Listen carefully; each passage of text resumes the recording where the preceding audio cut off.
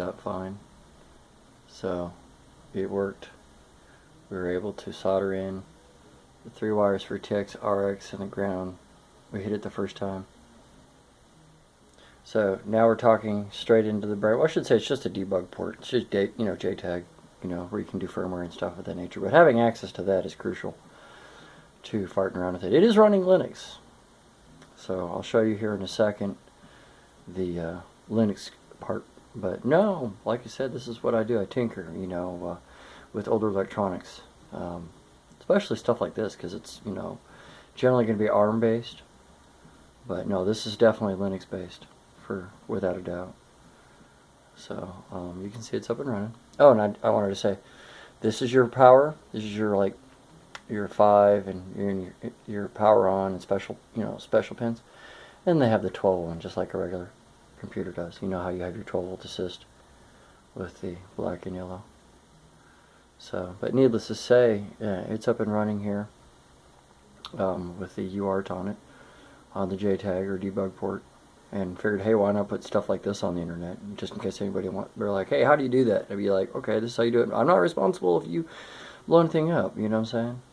But I definitely know this technology. I mean, this is stuff I've learned when I was out in Morristown with the Arduinos. I really got into UART, I2C or I2C, and SPI. So, anywho, or heavy into them. So, like I said, I got a Raspberry Pi sitting right here. I could have these two talk, but I mean that's just a waste. So, but having the CP2102 UART for debugging is invaluable.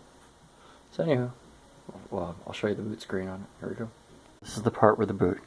So we're going to unplug the modem, cable modem, and then plug it in, and then you get to watch it boot. Sorry for flicking the screen like that. SA bootloader version 2.3. I'd have to say that's damn near. I'd say Linux.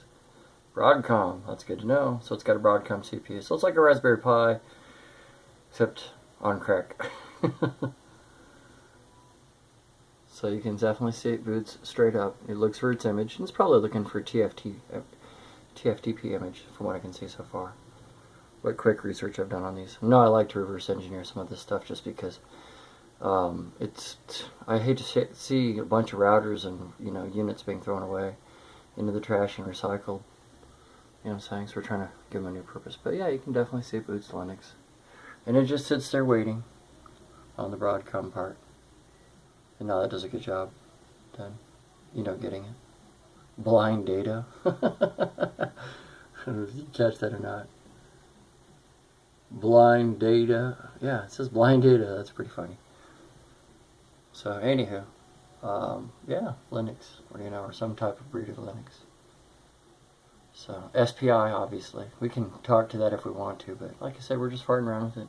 Supposedly, rumor has you can run Android on these, but I don't know. We'll see. We'll go from there. But anywho, that's what it boots into. Just in case anybody ever wanted to know. Like I said, this is part of research. You share with what you learn with people. And 2 heads are definitely better than 1. So, there you go. Pretty cool, huh?